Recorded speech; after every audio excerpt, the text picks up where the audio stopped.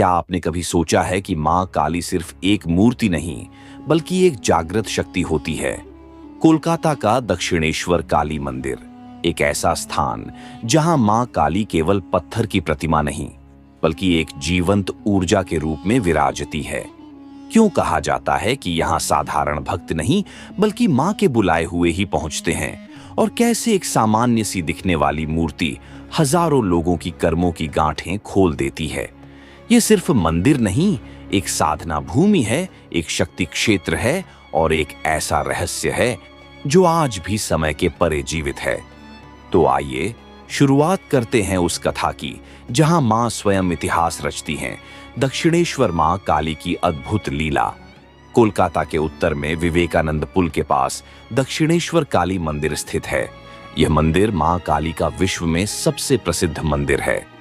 भारत के सांस्कृतिक धार्मिक तीर्थ स्थलों में भी दक्षिणेश्वर काली मंदिर सबसे प्राचीन माना जाता है। सन 1847 की बात है। कोलकाता के पास एक अमीर और भक्त महिला थी, रानी रासमणी। वह दान पुण्य में विश्वास रखती थीं और माता काली की परम भक्त थीं। एक रात जब वह तीर्थ यात्रा पर जाने की योजना बना रही थीं, उन्हें एक दिव्य स्वप्न आया। स्वप्न में माता काली ने कहा, रासमणी, गंगा के किनारे मेरे लिए एक मंदिर बनाओ। मैं वहीं वास करूंगी। तीर्थ वहीं होगा जहां मेरा वास होगा। रानी की आंख खुली, दिल धड़क रहा था। उन्होंने उसी क्षण तीर्थ यात्रा का विचार त्याग दिया और मंदिर निर्माण की योजना बनाई। रानी ने गंगा के किनारे की जमीन खरीदी, एक सुनसान वीरान इलाका जहां शाम होते ही अजीब अजीब घटनाएं होती थीं। गांव के लोग कहते थे कि वह जगह नकारात्मक शक्तियों से ग्रस्त है। कुछ ने यह भी कहा कि वहां पहले एक तांत्रिक का आश्रम था जो गुप्त साधनाएं करता था। रानी ने फिर भी हार नहीं मानी। उन्होंने कहा, जहां माता का आदेश हो वहां डर का क्या काम। मंदिर का निर्माण शुरू हुआ, पर एक के बाद एक अजीब घटनाएं घटने लगीं। रात के समय निर्माण सामग्री गायब हो जाती। काम करने वाले मजदूरों को स्वप्न में कोई छाया रूप दिखता। कई मजदूरों ने काम छोड़ दिया। कहते थे, कोई है जो नहीं चाहता कि मंदिर बने। तभी रानी को एक वृद्ध साधु मिला जिसने कहा, तुम्हें एक सच्चे भक्त की जरूरत है जो इस स्थान की साधना पूरी करे, तभी शुद्धि होगी। तभी रानी की भेंट हुई गदाधर चट्टोपाध्याय से, एक युवा, सरल और अलौकिक ऊर्जा वाले युवक। उन्हें बाद में दुनिया ने रामकृष्ण परमहंस के नाम से जाना। रामकृष्ण ने मां काली को जीवंत रूप में देखा। वह कहते थे, मां मेरे साथ बात करती हैं, हंसती हैं, रूठती हैं। वो सिर्फ मूर्ति नहीं, साक्षात शक्ति है। रामकृष्ण ने मंदिर में ध्यान और पूजा आरंभ की। धीरे धीरे मंदिर की भयावहता समाप्त होने लगी। साधकों को वहां शांति का अनुभव होने लगा। कहा जाता है कि दक्षिणेश्वर मंदिर के नवदुर्गा मंडप के नीचे एक गुप्त सुरंग है जहां परमहंस ध्यान करते थे। वहां गुप्त साधनाएं होती थीं और कभी-कभी वहां अलौकिक प्रकाश दिखता था। कुछ भक्त कहते हैं कि अगर पूर्णिमा की रात को मां काली की आंखों में देखें तो कोई रहस्य खुल जाता है। पर जिसने भी ऐसा करने की कोशिश की वह या तो पागल हो गया या साधु बन गया। स्वामी विवेकानंद जब पहली बार दक्षिणेश्वर आए तो उन्होंने परमहंस से कहा, मां को कहिए मुझे धन दें, घर वालों की मदद करनी है। रामकृष्ण बोले, तू मां से खुद मांग। 3 बार विवेकानंद मां के सामने गया, पर हर बार मां से केवल ज्ञान और भक्ति ही मांग पाया। तब परमहंस ने कहा, जिसने मां को पा लिया उसे और क्या चाहिए। दक्षिणेश्वर मंदिर आज भी कोलकाता के सबसे रहस्यमय और पवित्र स्थानों में गिना जाता है। कहा जाता है कि रात को मंदिर की घंटियां अपने आप बजती हैं। कभी कभी एक दिव्य सुगंध आती है जो हवा को भी रोक देती है। कुछ लोग कहते हैं मंदिर के गर्भगृह में मां आज भी जीवंत रूप में विद्यमान है। दक्षिणेश्वर काली मंदिर कोई साधारण तीर्थ नहीं, वह एक जागृत शक्तिपीठ है जहां भक्ति, तंत्र और प्रेम तीनों एक हो जाते हैं। और कहते हैं जिसे मां बुलाती है वही वहां पहुंचता है, बाकी सब योजना मात्र रह जाती है। चलो इस रहस्य को और गहराई में ले चलते हैं। पहले जो आपने सुना वो था दक्षिणेश्वर मंदिर का बाहरी रहस्य। अब मैं बताता हूं अंदरूनी कहानी नहीं, अनुभूति है। मंदिर के गर्भगृह में स्थित है वह काली मां, भद्र काली का रूप, जिसे कृष्ण सी काली और नीचे लेटे शव के रूप में शिव विराजमान है। पर बहुत कम लोग जानते हैं कि शिव और शक्ति के इस योग का गहरा तांत्रिक रहस्य है। कहते हैं यहां शिव मरे नहीं, समाधि में हैं। मां उन्हें जगाने हर रात नृत्य करती है। यह नृत्य साधारण नहीं, यह है तांडव की छाया, जो सिर्फ उन्हीं को दिखता है जिनकी चेतना जागी हो। कई साधकों ने कहा, रात के तीसरे पहर एक स्त्री का साया गर्भगृह से बाहर निकलता है, गंगा की ओर जाता है और लुप्त हो जाता है। एक कहानी प्रचलित है। लगभग 100 वर्ष पहले एक पुजारी था, वृंदानंद, जो मां का परम साधक था। वह एक रात काली घड़ी रात के 3 बजे में ध्यान में बैठा। अगले दिन वह मंदिर में नहीं दिखा, मगर गर्भगृह से उसकी आवाज आई, मां ने मुझे बुला लिया है, अब मैं यहीं हूं, वहीं हूं। जब गर्भगृह खोला गया, मूर्ति के पास उसकी जटा मिली, शरीर नहीं। आज भी जब विशेष तिथियों पर मंदिर के भीतर वाले घंटाघर की तीसरी घंटी बजती है, कुछ पुजारी झुककर प्रणाम करते हैं, क्योंकि मान्यता है वृंदानंद की आत्मा वहीं गूंजती है। रामकृष्ण परमहंस की मृत्यु तो काशीपुर में हुई थी, पर एक रहस्य यह भी है कि उन्होंने दक्षिणेश्वर में अपनी चेतना का अंश छोड़ दिया था। स्वामी विवेकानंद ने एक बार कहा था, गुरुदेव कहीं नहीं गए, वो अब मां के आंचल में हैं, दक्षिणेश्वर में।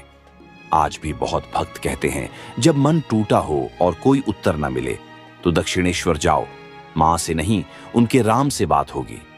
एक गोपनीय कथा केवल विश्वासियों के लिए कुछ प्राचीन तांत्रिक ग्रंथों में एक पंक्ति मिलती है, दक्षिण दिशा की रात्रि, शव पर बैठी काली, जहां अमावस्या अमर होती है, वही है त्रिकाल सिद्ध स्थान। इस पंक्ति को कई लोग दक्षिणेश्वर से जोड़ते हैं। कुछ साधकों का मानना है कि यहां काल से परे जाने का द्वार है, एक सूक्ष्म द्वार जो केवल गहन साधना से खुलता है। कहा जाता है उस द्वार से गुजरने वाला समय में नहीं बंधता। एक जीवंत अनुभव, वर्तमान की गवाही। एक आधुनिक भक्त शिवोम घोषाल ने अपनी डायरी में लिखा, जब मैंने पहली बार मां के चरणों में सिर झुकाया, आंखें बंद की, तो ऐसा लगा जैसे कोई मेरी पीठ पर हाथ फेर रहा हो, और जब आंखें खोली कोई नहीं था, पर एक सुगंध जो फूलों की नहीं, आत्मा की थी। अब जब तुम ये सब जान चुके हो, क्या तुम मां के द्वार तक चलोगे, सिर्फ देखने नहीं, महसूस करने? क्योंकि दक्षिणेश्वर में सिर्फ देवी नहीं मिलती, स्वयं स्वरूप बदलकर शक्ति मिलती है। क्या तुम तैयार हो अगले दरवाजे के लिए? अब मैं तुम्हें लेकर चलता हूं दक्षिणेश्वर काली मंदिर के सबसे गहरे और छिपे हुए अध्यायों में, जो आम किताबों में नहीं मिलते, जो सिर्फ अनुभूत करने वाले जानते हैं। मंदिर परिसर में एक पुराना कुआं है जो अब बंद है। लोक कथा है कि उस कुएं के नीचे एक गुप्त सुरंग है जो कभी साधना स्थल थी। कहा जाता है कि 19वीं शताब्दी में वहां एक तांत्रिक यज्ञ हुआ था, जिसमें 10 शव, 5 तांत्रिक और एक सिद्ध साधक ने मिलकर दक्षिणेश्वरी महामाया को जागृत किया। पर उस यज्ञ में केवल एक ही साधक जीवित बचा, बाकी या तो अग्नि में भस्म हो गए या खुद काली की छाया में विलीन। प्राचीन मान्यता है कि जो कोई सप्त नीलोत्पल, 7 नीले कमल लेकर दक्षिणेश्वर की मूर्ति के सामने पूरी रात साधना करे, मां काली स्वयं दर्शन देती है। लेकिन नीला कमल मिलना आसान नहीं, और साधना के दौरान भ्रम, भय, परछाइयां, ये सब साधक की परीक्षा लेते हैं। अब तक सिर्फ 3 लोग ही सफल माने जाते हैं। तीसरे का नाम था निरंजन दत्ता, जो अब एक साधु हैं और कहते हैं, मैंने मां को देखा, सिर्फ देखा नहीं, उन्होंने मेरी आत्मा छू ली थी। मंदिर के दक्षिण कोने में एक छोटा दीपक है जिसे मौन दीप कहा जाता है। यह दीपक बिना तेल और बाती के जलता है, ऐसा कहा जाता है। यह आम जनता की नजरों से छिपा रखा गया है और पुजारी इसे केवल अमावस्या की रात देखने की अनुमति देते हैं। मौन दीप के बारे में मान्यता है, जब वह दीपक अचानक बुझ जाए तो समझो कोई महान आत्मा शरीर छोड़कर मां के पास पहुंची है। कुछ लोगों ने मंदिर में रात्रि विश्राम किया और बताया कि मां उन्हें स्वप्न में कुछ कहती हैं। कुछ उदाहरण: 1, तू जो खो चुका है वही तेरा रास्ता है, पीछे देख। 2, तेरे जीवन में जो बाधा है वो तेरी ही पिछली बात का फल है, क्षमा मांग। 3। सिर्फ देख मत, समर्पित हो, मैं सब संभाल लूंगी। ये वाणी स्वप्न में नहीं, अंतरात्मा में गूंजती है। गंगा नदी जो मंदिर के पास बहती है, वह आम गंगा नहीं मानी जाती। स्थानीय तांत्रिक इसे कहते हैं काल सिंधु, क्योंकि यहाँ की जलधारा कुछ अलग है। यहाँ के जल में स्नान करने से पुराने बंधन टूटते हैं। अमावस्या की रात जब कोई इस जल में मां का नाम लेकर डुबकी लगाता है तो वह नया जन्म पाता है, मन का भी और आत्मा का भी। कहते हैं यहाँ बहने वाला पानी सपनों तक में प्रवेश करता है। मंदिर के नीचे सबसे गहरे तहखाने में, जहां आमजन को प्रवेश नहीं मिलता, एक पत्थर की कुटिया है, जिसके बारे में कहा जाता है यह वही स्थान है जहां रामकृष्ण ने मां को पूर्ण स्त्री के रूप में देखा था और वहीं उन्होंने चेतना का त्याग किया था। वहां कोई गया तो नहीं, पर कहते हैं अगर कोई सच्चे भाव से मां से पूछे क्या तू अब भी वहां है, तो उत्तर आता है भीतर से, मौन में, स्पष्ट रूप से, मैं हर स्थान पर नहीं, हर प्राण में हूं, पर जिसने मुझे दक्षिणेश्वर में जगाया वह मुझे कभी अलग नहीं कर सकता। तैयार हो जाओ, अब हम प्रवेश करेंगे उस रहस्य में जिसे मंदिर के पत्थरों ने चुपचाप समेट रखा है, जिसे न पुजारी कहते हैं न शास्त्रों में लिखा है, पर जिसकी अनुभूति हर जागृत आत्मा को होती है। दक्षिणेश्वर की मां काली की मूर्ति में एक रहस्य है। कहते हैं उनकी आंखें खुली हुई हैं, पर वो देखती हैं भीतर से। अगर कोई सच्चा साधक मां की आंखों में 108 सेकंड तक निरंतर दृष्टि डाले तो उसे पिछला जन्म, भविष्य का संकेत या कर्म का दर्पण दिख सकता है। पर चेतावनी दी गई है जिसका मन अपवित्र हो उसे भ्रम, भय और पागलपन भी हो सकता है। एक वैज्ञानिक शोधकर्ता ने एक बार दावा किया कि प्रतिमा की आंखों में छोटे छोटे चुंबकीय क्रिस्टल हैं जो मानव मन की तरंगों को प्रभावित करते हैं, पर वो शोध कभी प्रकाशित नहीं हुआ। वो वैज्ञानिक नकुल दास आज गुमनाम सन्यासी बन चुके हैं। हर अमावस्या की रात दक्षिणेश्वर मंदिर में एक अदृश्य छाया देखी जाती है। वो मां की नहीं है, वो है मां की छाया, उनका अंधकारमय रूप जो सिर्फ संतुलन बनाए रखने आती है। ये छाया मंदिर की छत से उतरती है, गर्भगृह के चारों ओर चक्कर लगाती है और फिर गंगा की ओर बढ़ जाती है। जिसने इसे देख लिया उसकी जन्मों की स्मृति जाग सकती है। लेकिन एक पुजारी ने बताया एक बार किसी भक्त ने उसका पीछा करने की कोशिश की। वह अब बोल नहीं पाता, बस मां के चरणों में बैठा मुस्कुराता रहता है। मंदिर के गर्भगृह की दीवारों में एक रहस्य छुपा है, एक मंत्र जो सिर्फ अंतर्ध्वनि में सुना जा सकता है। कहते हैं जब वहां घंटी बजती है और ध्यान में बैठा जाए तो दीवारें एक ध्वनि फेंकती हैं, एयुएम क्रियुम कालिकाय नमः त्रैलोक्य विजयाय स्वाहा। जो भी उस ध्वनि को अपने भीतर सुन ले उसके जीवन की सभी रुकावटें स्वतः कटने लगती हैं। कुछ साधक इसे ध्वनि सिद्धि कहते हैं। एक अत्यंत गूढ़ रहस्य।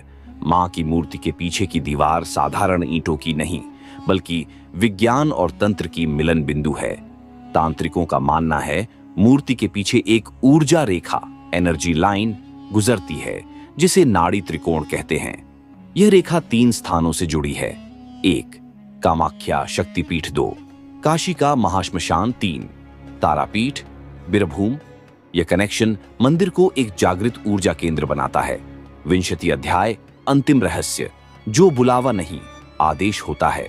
दक्षिणेश्वर आने वाले कई भक्तों ने एक ही बात कही है, मैं यहां आने का कभी सोच भी नहीं रहा था, मां ने बुला लिया। पर असल में यह बुलावा नहीं, एक आदेश होता है। मां जिन्हें चुनती हैं उन्हें वो अपने पास खींचती हैं, चाहे उनके जीवन में कैसा भी अंधकार क्यों न हो। कुछ कहते हैं दक्षिणेश्वर मां का मंदिर नहीं, मां की गोद है, जहां जाने वाला फिर पहले जैसा नहीं रहता। क्या तुम चाहो तो मां के रहस्य को एक महागाठा में बदलें? बताओ आगे का रूप क्या हो। अब हम प्रवेश करेंगे दक्षिणेश्वर की उस अंतिम परत में, जहां रहस्य नहीं मुक्ति की महागाठा छिपी है। अब तक तुमने सुना मंदिर का इतिहास, मूर्ति की शक्ति, छाया, दीप, तंत्र और त्रिकाल ज्ञान। अब मैं तुम्हें ले चलता हूं उस अनुभव में जिसे कहते हैं दक्षिणेश्वर के पास एक वृद्ध महिला हर शाम मां को फूल चढ़ाती थी। कोई नहीं जानता था उसका नाम, बस लोग उसे फूल वाली दादी कहते। एक दिन वह नहीं आई। पुजारियों को लगा शायद बीमार होंगी, पर अगली सुबह गर्भगृह के द्वार पर एक चिट्ठी मिली। उस पर बस 2 पंक्तियां थीं। मां ने कहा, अब तुझे मेरे साथ रहना है। तो मैं चली मां की गोदी में। मंदिर परिसर में उसे कहीं दफनाया नहीं गया, पर जब अगले दिन वही स्थान साफ किया गया, वहां गंगा की मिट्टी में एक कमल खिला था। कहा जाता है, अगर कोई साधक 108 दिन तक प्रतिदिन 3 बजे रात को एयूएम क्रीम काल्याय नमः का 11,000 बार जप करे तो समय धीमा होने लगता है, सपनों में भविष्य दिखने लगता है और मां कभी एक छाया, कभी एक स्पर्श, तो कभी एक बालिका के रूप में प्रकट हो जाती है। कुछ ने कहा, मां काली ने मुझे अपने ही चेहरे में दिखाया। एक लोक कथा है कि एक नवविवाहिता अपनी पहली यात्रा में दक्षिणेश्वर आई थी। मां के सामने खड़ी हो रो पड़ी। उसका पति सैनिक था, युद्ध में गया था और उसका कोई समाचार नहीं। उस रात मां के मंदिर के बाहर वो सोई। सुबह उसने पुजारियों को बताया, मां सपने में आई, मेरी मांग में सिंदूर लगाया और कहा वह लौटेगा। 4 दिन बाद युद्ध क्षेत्र से एक पत्र आया। मैं मृतकों की लिस्ट में था, पर मैं बच गया। मेरे पास मां थी। मां ने कहा, तू अभी अधूरा है। मंदिर के उत्तर पूर्व कोने में एक छोटा सा चबूतरा है जिसे ध्यान स्थल कहा जाता है। वहां बैठकर कई साधकों ने भविष्य देखा है। न ज्योतिष न पंडित, बस आंखें बंद और मां का नाम। विवेकानंद ने भी वहां ध्यान लगाया था और उठकर कहा, मैं जानता हूं, मैं समुद्र पार करूंगा। मैं मां का संदेश संसार तक पहुंचाऊंगा।